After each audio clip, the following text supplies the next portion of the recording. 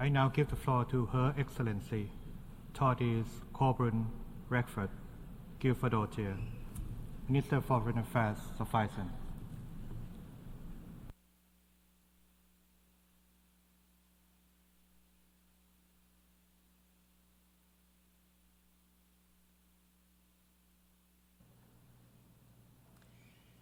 Mr. President, Excellencies, first I would like to once again thank all those whose daily work is dedicated to the United Nations and its ideals.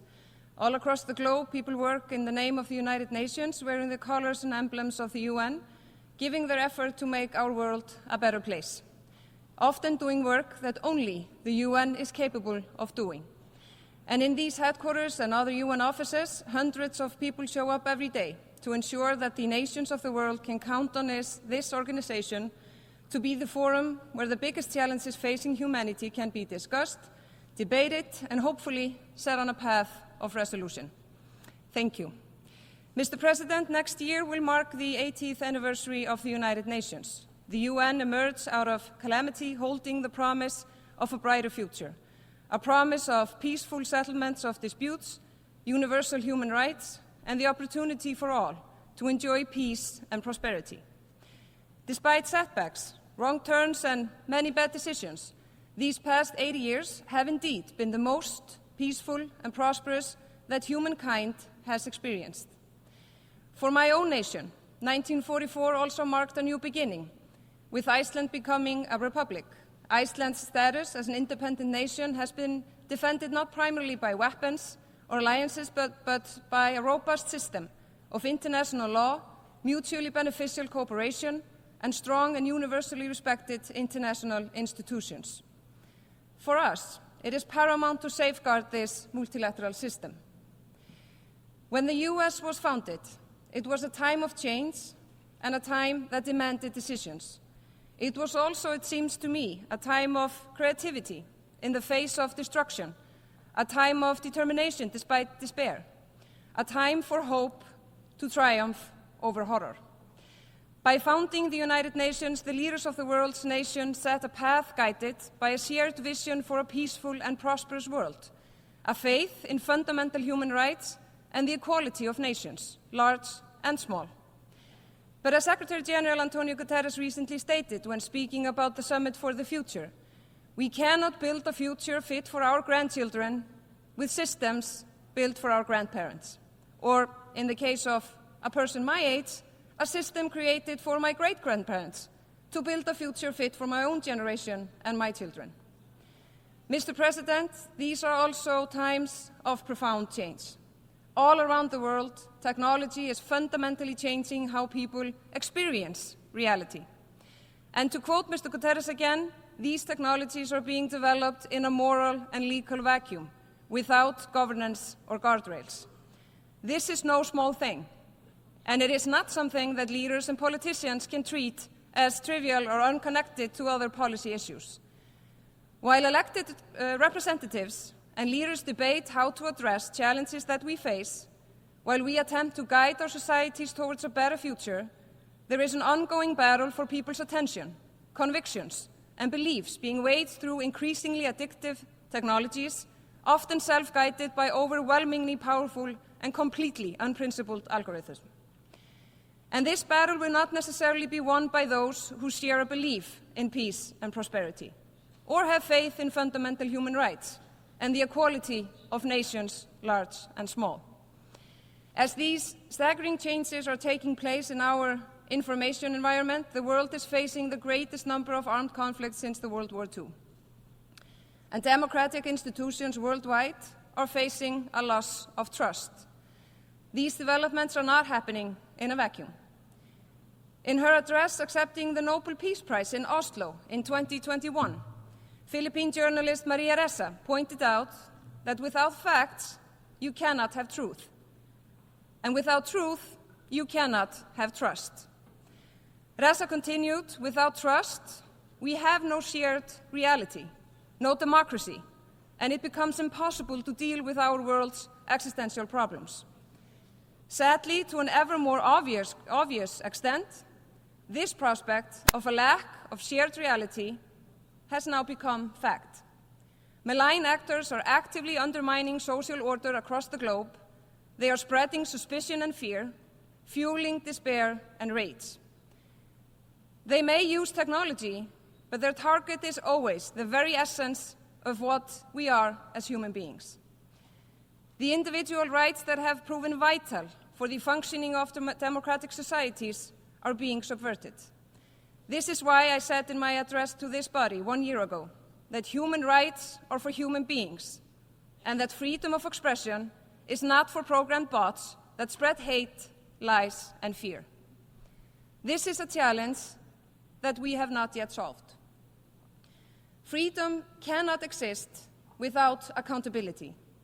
And to paraphrase American historian Timothy Snyder, it must always involve some risk.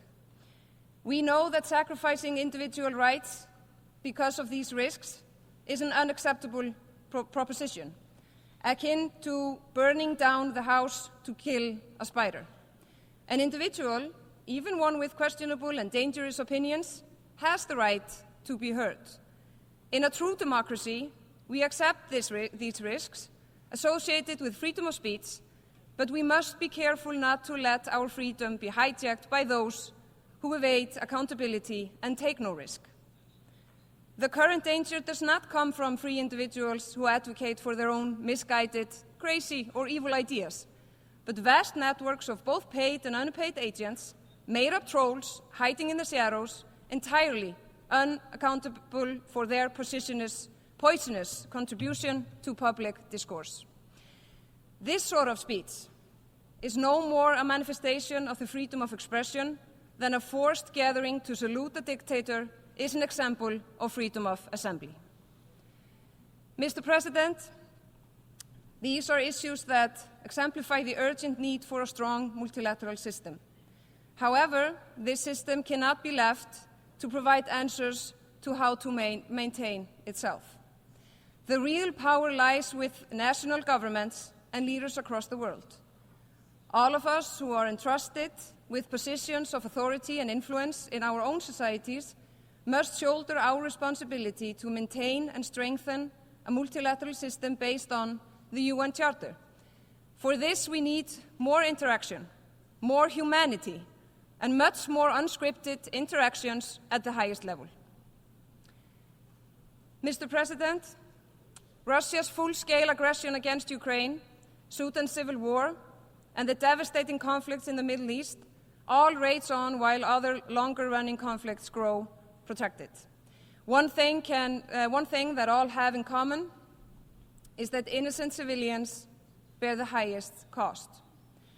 By invading Ukraine and violently seizing its territory, the Russian Federation has committed a flagrant breach of the UN Charter and derogated from its primary obligations as a permanent member of the Security Council to uphold international peace and security. The Russian Federation repeated threats of using nuclear weapons are reckless and they are dangerous. In the case of the Russian Federation's actions, there should be no doubt who is in the right and who is in the wrong. It is Mr. Putin who has concocted a false narrative around his invasion of Ukraine's territory. It is he who started this senseless war, and it is in the Kremlin's power to end it at any time by withdrawing its forces from all the territory that is internationally recognized as belonging to Ukraine. The Russian Federation's disdain for the principles of the UN Charter is on full display in Ukraine, but it is also pervasive in many other parts of the world with ongoing, insidious efforts to subvert democratic norms and incite violence and chaos. Mr. President, Israel's right to exist is beyond debate. Iceland condemned in the strongest terms the horrific attack on Israel on October 7th. We continue to call for the immediate and unconditional release of all hostages. But no country is above the law. And the Palestinian people's right to self-determination is also beyond debate. In the current conflict, the world has witnessed limitations of humanitarian aid, water, and power to Gaza. This is simply unacceptable. There have been reports of civilian infrastructure and hospitals being used for purposes that can deprive them of their protection under international humanitarian law. This is also unacceptable. And we have witnessed unacceptable losses of civilian lives, children, aid, and healthcare workers, journalists, and UN staff. And journalists are being denied access to the war zone and silenced. Iceland condemns all violation of international law, including international humanitarian law. International law provides states with rights and obligations. Both are sacred. Again, we call on all parties to agree to an immediate ceasefire and avoid any action that could lead to further escalation. A clear political path to peace must follow a ceasefire, entailing the establishment of two states living side by side in peace and security. With that aim, and as confirmed by the International Court of Justice, Israel must immediately cease all new settlements activities and bring its unlawful presence to an end. Our worst fears of an escalation have now been realized with the bloodiest days that Lebanon has seen in years. And still, we must brace ourselves for even worse, with the conflict spiraling further out of control. The parties have been warned of the cost and the danger of this development. It must stop, for the sake of humanity. Mr. President, in 10 days, the General Assembly will convene to elect 18 new members to the United Nations Human Rights Council for the term 25 to 27. Iceland is a candidate in these elections, hoping to serve for a second time on this important body. We submitted our candidature out of a deep conviction that respect for human rights and the rule of law, justice and fairness are key to a prosperous society. Mr. President, in his opening address to this Assembly on Tuesday, Secretary General Guterres pointed out that less than 10% of all speakers this week would be female. In our estimate, I am one of only 19 women speaking from this podium during the opening session. I thought we had come further than this. But of course, I am truly one of the lucky ones. Mr. President, it is beyond my comprehension that there exist in this world, in these enlightening times, societies of human beings where little girls and women are not allowed to go to school. That there exists in this world of ours a society where little girls are not allowed to laugh in public, and women are not allowed to take part in conversations outside the confines of their homes. A teenage girl in Afghanistan who sings a happy song in public runs the risk of being arrested, of being humiliated, of being ostracized, of being beaten, or even worse. Mr. President, how has the world come to this? And this is why Iceland supports the cross-regional action announced this week here in New York to hold the Taliban to account for their grave violations of CEDAW. Mr. President, those whose sexual orientation differs from the common norm are suffering backlash too. While we have thankfully seen a significant shift towards decriminalization of consensual same-sex relations, we are also witnessing laws adopted to establish or expand criminal sanctions contrary to the basic universal norms that all states have agreed. I do not understand why people should not be allowed the freedom to love and be loved for who they are. Increased individual freedom and happiness should never worry politicians or governments that have real problems to solve. I am proud to confirm that if elected to the Human Rights Council, Iceland will include LGBTI+ rights among a list of priorities during our term on the Council. Mr. President, Iceland strongly emphasizes global actions against climate change, both mitigation and adaptation. Climate change is not a distant threat. It is a reality already impacting the lives and livelihoods of millions of people. Climate change threatens the health of the ocean, which Iceland is highly dependent on. A healthy ocean and a healthy planet are matters of economic prosperity and well-being. One of the main meetings I attended this week was a high-level meeting on sea level rise, which strongly indicates that our ocean's environment is destabilizing. This is yet another challenge we must address, and we believe that only through more determined climate change mitigation can we limit the effects of sea level rise. Taking on this challenge, as well as ensuring that respect is shown for rules and regulations that we have agreed to abide by concerning our behavior at sea, is of great importance to a nation like Iceland that relies heavily on the ocean around us.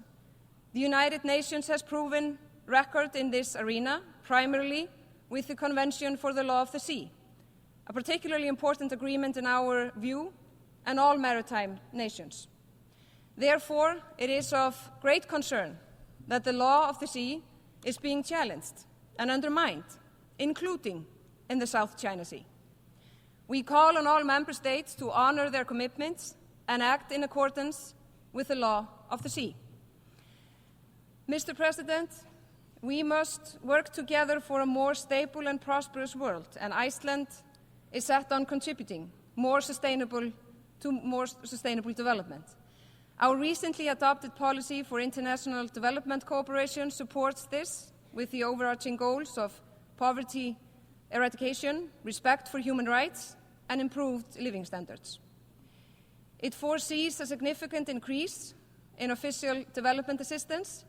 Given our experience, we will continue our firm focus on gender equality, women's empowerment, sexual and reproductive health and rights, and eradicating gender-based violence. Crucially, we will increase our efforts to strengthen civil rights and improve social and legal protection of LGBTQI+ persons. It falls on all of us to support the vital work of the United Nations and other partners in addressing the dire status of humanitarian affairs. The number of refugees and internally displaced persons has never been higher, as increasing levels of fragility know no geographical boundaries. Mr. President, we are meeting at a time when the multilateral system is under the greatest pressure it has faced since the establishment of the United Nations. Meanwhile, it is abundantly clear that without multilateralism, without international cooperation, and without respect for international law, the downward spiral of crisis and conflict will only accelerate. The adoption of the Pact for the Future offers an encouraging sign, a collective recognition that it is only together that we can work for a better world, and that we need new tools in these times of change. The choice is namely ours. Either we take on the responsibility to guard the foundations of the multilateralism, the UN Charter, and international law, or we succumb to a world of might makes right, which surely will only lead us to disaster. So the choice is clear. We must work together to protect and promote the fundamental principles and values underpinning the vision of the UN's founders and on which this great organization is built. We must ensure that the UN system, including the Security Council, keeps up with the times and reforms and adapts to changing realities. Taking this step will require courage and strong political will. Mr. President, over and beyond, we must recognize that the world needs the United Nations more than ever before, and we cannot and must not fail to make our organization the best possible version of itself. The multilateral system deserves to be defended in the same spirit of creativity, under the same promise of hope, and with the same steadfast determination that guided the hands of those who brought this organization into existence almost 80 years ago. I thank you.